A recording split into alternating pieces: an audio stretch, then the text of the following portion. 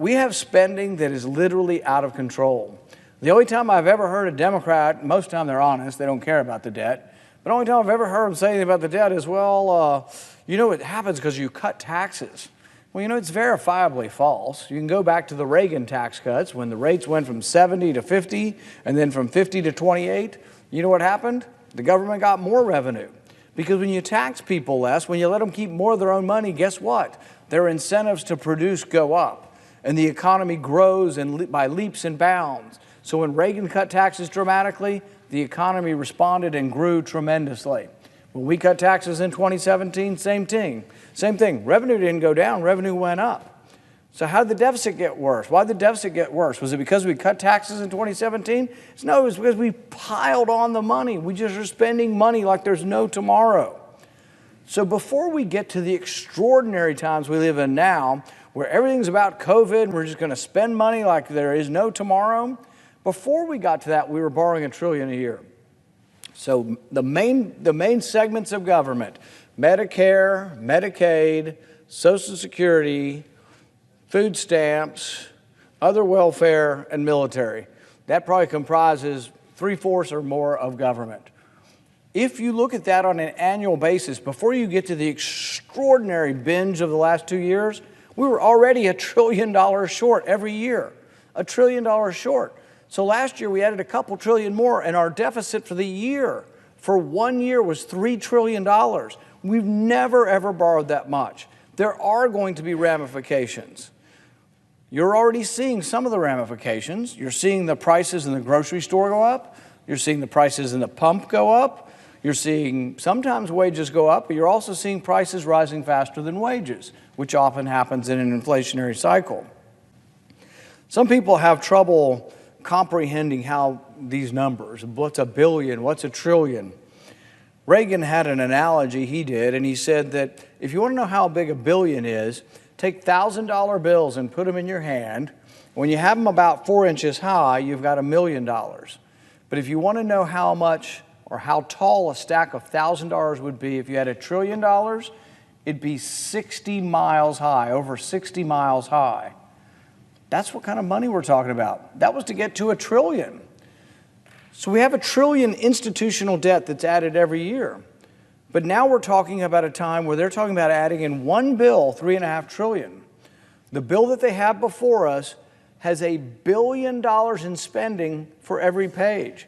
Every page of the bill has an extra $1 billion in spending. It's extraordinary. We've never ever seen anything like this. What happens when a country destroys its currency? We have examples in history. In Germany in 1923, the money was starting to lose its value in about September. And a loaf of bread might have cost 100 marks, where before it cost 1 mark. 2 weeks later, it was 1,000 marks. But then 2 weeks later, it was 10,000 marks. And then it was 1 million, and then it was several million. This happened in a 2-month period of time. People say, oh, when it comes, when the currency unravels, it'll be gradual. In Germany, it happened in a 2-month period. In Venezuela, the currency is completely worthless. Same as Germany. It's almost better to burn your currency for fuel or warmth than it is to spend it. This is what happens when you have runaway spending and out-of-control deficits. Venezuela is one of the richest countries in South America. They have more oil underground than Saudi Arabia. But frankly, socialism doesn't work. Socialism is this borrow and spend. It is this alarming tendency to want to offer everybody everything and say it's going to be free. Many of these things backfire. For the last year, we've been saying, well, oh gosh, we feel sorry for workers, so we're going to pay them while they're unemployed. But guess what? If you pay them more than the market wage, more of them will choose unemployment, and more of them will choose unemployment, and more of them will stay unemployed for a longer period of time. We found this out in the 2008 recession. During the 2008 recession, we extended unemployment. It's normally 26 weeks, it's paid for by a tax, and it largely works within the confines of a state-run program. We extended it to 99 weeks, almost 2 years. But you know what the studies found? And this is part of the syndrome we have around here. It's sort of the big heart, small brain syndrome. I think many of these people want to help people. They just don't understand, but what they're doing is actually hurting the same people they're trying to help. So if you extend unemployment to 99 weeks, And then all of a sudden, the guy at 99 weeks or a woman says, I need to get a job. And they go to the employer and they say, I've been out of work for 99 weeks, I've been on unemployment.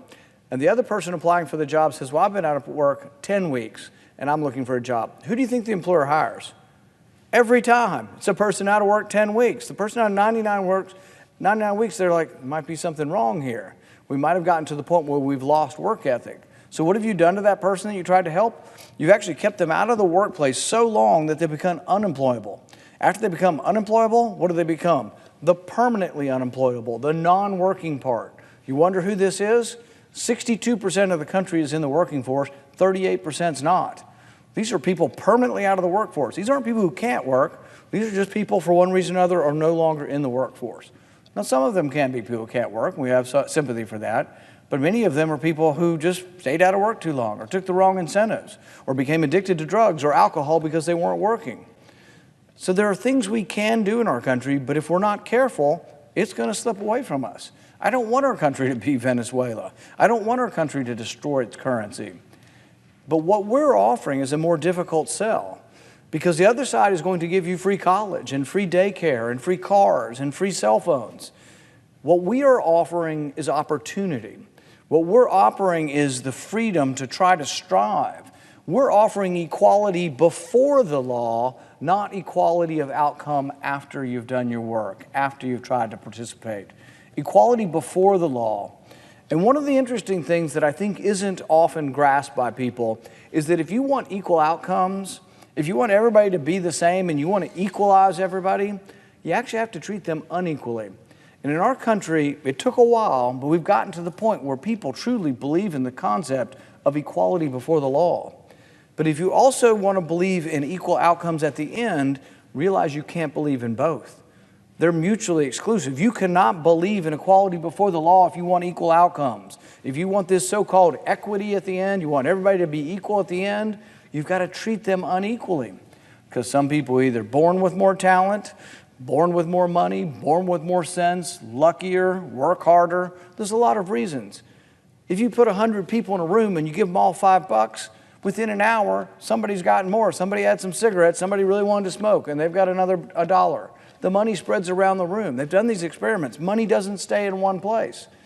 But it's by and large in a free society based on work. But once the government becomes in charge of things, it becomes less of a meritocracy and becomes more of a society based on who you know. So there are rich people, don't get me wrong, and when you look at socialism, there are rich people.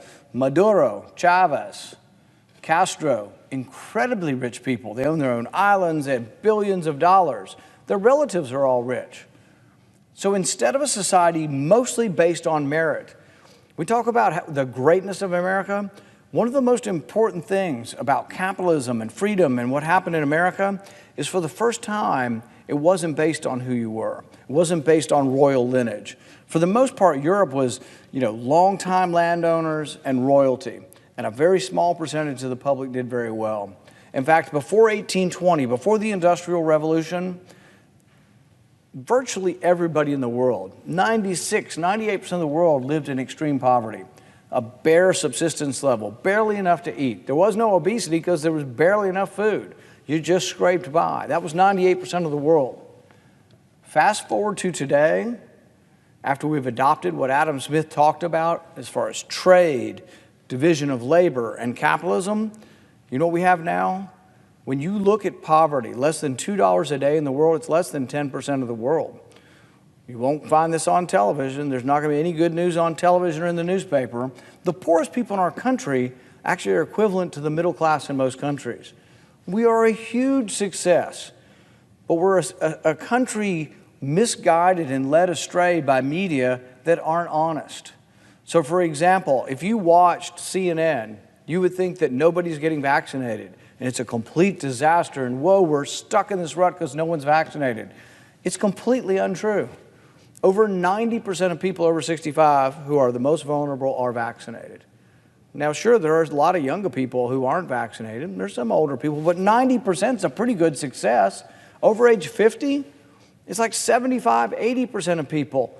People are informed. They know this is a disease that can affect any age, but affects primarily the older ages. For example, the one truth you won't be told is an 85-year-old has a 10,000 times greater chance of dying than the 10-year-old. Now, you think we should treat them the same?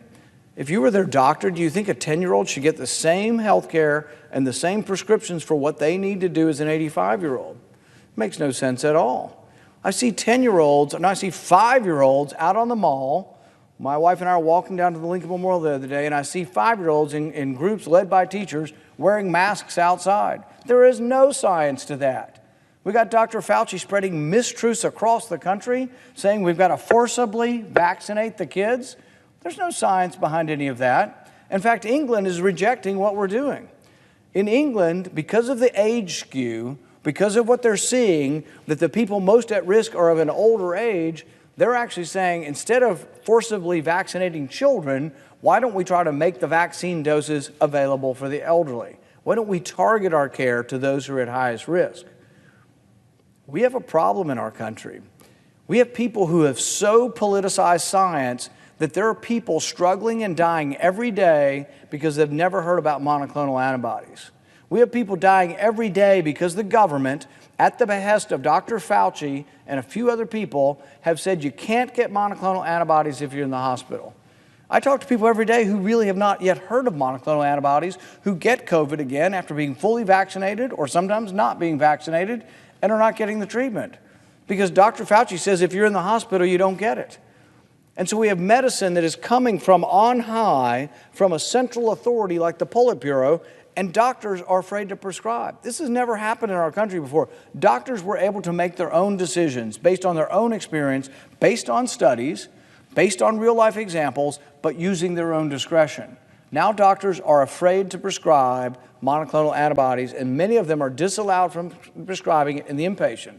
Realize the ridiculous nature of that. You're in the emergency room, you're sick and you're coughing, you might be dying from COVID. You get to the emergency room, you don't know what to say, you can barely talk. Your spouse has to be able to tell the doctor, please stop in the emergency room. Give them the monoclonal antibodies before they're admitted, because once they're admitted, we won't treat them. It's the same way with symptoms. You have to have symptoms within the first 10 days. If you don't have symptoms, if you're on day 11, you won't get monoclonal antibodies. It's completely arbitrary, it's capricious, and it has to do with government-mandated guidelines. Let's take some of the other truths or mistruths that are out there. I've said over and over again cloth masks don't work, because they don't. Peer-reviewed studies have shown time and time again cloth masks don't work.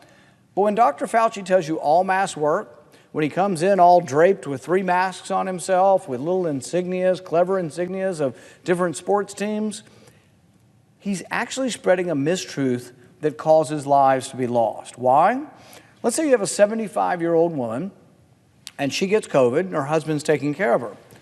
Do you think the advice to go into the room to feed her, bathe her, help her get in and out of her clothes while she's sick, wearing a cloth mask is a good idea or a bad idea? It's malpractice. And yet, for some reason, the left-wing media has lauded this man as the second coming, and what he's telling you is absolutely verifiably dangerous to your health. The only mask that really works of any real value is the N95 mask. The surgical masks have some value, but not very much. Most of the air is going around the mask. They just aren't of value, but you have to submit. The man's telling you to do it. You got to do what you got to do. But the thing is when you tell people something's safe, they tend to react to that and have behavior, and in their behavior, they're in favor of something that may well actually be risky behavior for them. The vaccinations, because we ignore natural immunity, we directed the vaccine to the wrong people and still are. So for example, because of Dr. Fauci's lead, India is accepting his lead as well. In India, there's not enough vaccine. They have 1 billion people. They can't vaccinate enough people fast enough. So if you have 1 billion people and you have 200 million doses of vaccine, who do you think you should give it to? Should you give it to the 10-year-old the same as the 85-year-old? No, that's ridiculous. But what about 2 65-year-olds and one of them's had COVID and one of them hasn't? The studies are plentiful. The studies are throughout that say that if you've already had it, you have natural immunity to COVID, as good or better than the vaccine. Do you think it makes good public health policy to say that everybody that's 65 should get it instead of saying, have you had it? Why don't we check you for antibodies if you think you've had it? maybe you should wait until we've vaccinated every 65-year-old that doesn't have immunity. These are real things. These are real discussions. But if you have these, unless it's on the Senate floor, actually that's not even true. You can say this on the Senate floor and YouTube will take it down. I've had it happen. I've given speeches on the floor that YouTube takes down. So this is a world in which people need to realize and get back to the ideas of classical liberalism were that we debated things. Classical liberalism was about skepticism. It was about you having your opinion and me having my opinion. But the difference between the elitist or the collectivist point of view and the individual rights point of view is, I believe you have every right to your opinion. But if you're a collectivist and you believe that from the very top down, all medical decisions come from Dr. Fauci, and if he doesn't want you to fly, you don't get to fly, see, it's different from individual liberty, because I think if you have a differing opinion, you're welcome to your opinion. And if an airline has a policy I don't like, maybe I'd choose not to fly. But the idea that we're going to restrict everyone's behavior based on what they decide to do, what's next? People eat too many cheeseburgers, we're not going to give them a heart stent because we think they haven't behaved and they haven't listened to the doctors on what they should be eating. There is no end to this. But in the end, if we're not careful, we are going to spend this country into oblivion. COVID's a big cause of the extra spending we have now. But I can tell you, there are ramifications. They're coming quick. They're coming in the form of higher prices. But there is no reason in the world for us to default. We have plenty of money. We should simply pay for the interest based on what comes in every month. And with that, I'd like to reserve my time and turn it over. Will the gentleman yield for a question? Sure. Senator Paul, when you and I were both elected to the Senate back in 2010, I remember the national debt was an issue then. It was becoming large enough that people were concerned about it. And as it mounted, sometimes we had conversations about how long it might continue, how long it might continue to spiral upward. You surprised to see that here we are 11 years later, 11 years after you and I arrived here, and where it's gone since then? I guess surprise is not the word I would choose. I would say disappointed. You know, the Tea Party movement, we had 100,000 people on the mall out there. People were concerned about the debt. They were concerned about constitutional government. I remember you and I meeting for the first time and talking about how we needed to reverse some of these terrible precedents that had allowed government to grow large, and that the courts need to reform government as well as government be reformed from its elected officials. But yeah, we had a great debate that summer. In the summer of 2011, we said we wouldn't raise the debt ceiling without reform.